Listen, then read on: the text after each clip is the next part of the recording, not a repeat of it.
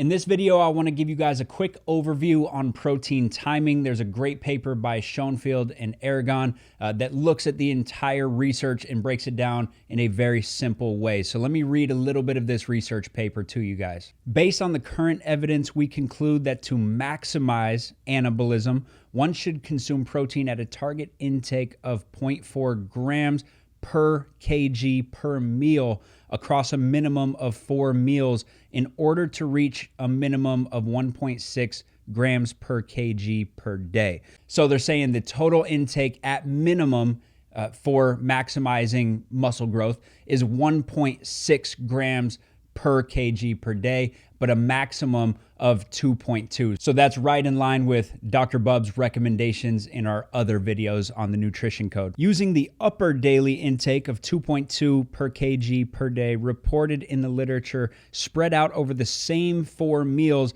would necessitate a maximum of 0.55 grams per kg per meal. So let's do the calculations. The minimum that we would need per day is that 0.4. So if I'm 185 pounds, divide that by 2.2 to get my kgs. I'm 84 kgs. Now times 0.4. So that would be 33 grams of protein per meal at the minimum. All right, so that's quite a lot of protein. I need 33 grams at the minimum per meal across 4 meals.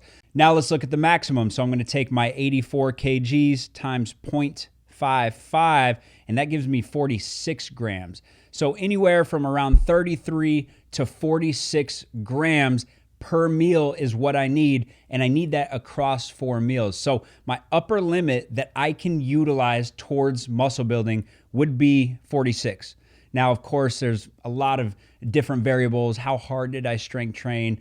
Am I in a caloric deficit? So is my body using protein for other things, for energy and for glucose? There's a lot of different factors, but basically 46 would be the highest amount of protein that I would want per meal. So what if I said I only want to eat 1 meal today, or I only want to eat 2 meals and I want to pack all of my protein in?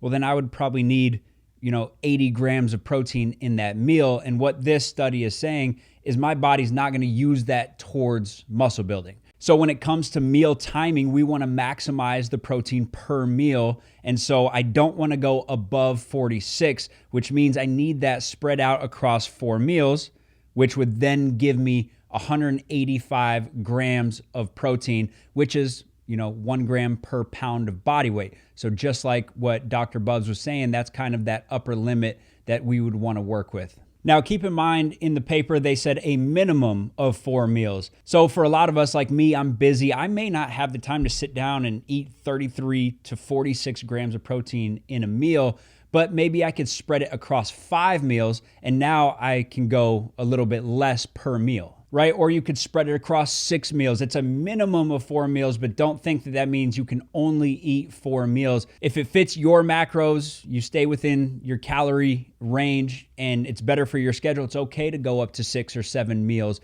in a day. Maybe it's 3 or 4 real meals and then 3 snacks, a couple protein shakes. All right, guys, so there's just a couple tips on protein intake, protein timing. Look, I get a lot of questions about post-workout meal. Do I have to get 30 grams or more protein right after the workout? What the research is showing is if you had a good pre-workout meal and you've already had a meal or two earlier in the day, let's say you already had breakfast, high protein, lunch, high protein, maybe you had a pre-workout snack with some protein, and then you go work out. Well, it's not that essential that you get protein right after the workout because your overall protein intake is already high for that day. So there's not actually like some magical window where right after you have to eat. But Dr. Andy Galpin said on our podcast, he's like, why not? As long as that post-workout protein is not going to push you beyond your calorie limit for the day, you might as well. Because the research shows, yes, it may not be a magical window,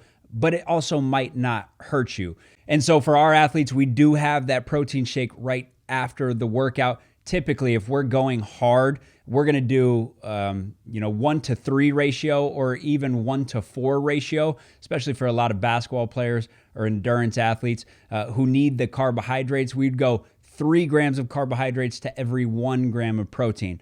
So let's say it was 30 grams of protein for that athlete. Well, we might go up to 90 grams of carbohydrates to get that 3-to-1. Now, some of you guys aren't crushing that hard in the weight room and with endurance demands and on the court. So like for me, if I'm just watching body composition and I'm just going and doing a normal 45-minute session, I'm not really killing myself, I might go 1-to-1. So I might go 30 grams of carbs, 30 grams of protein, and call it good there. If my workout's a little harder, I might go 60 grams of carbs, 30 grams of protein, so a 2-to-1.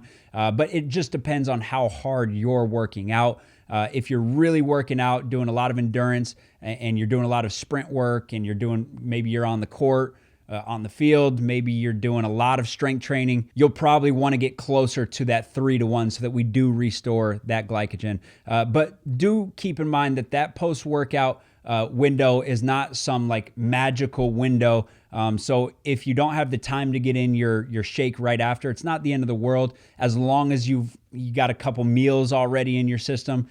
But we might as well take advantage and optimize protein synthesis. So do try to get that post-workout shake if possible.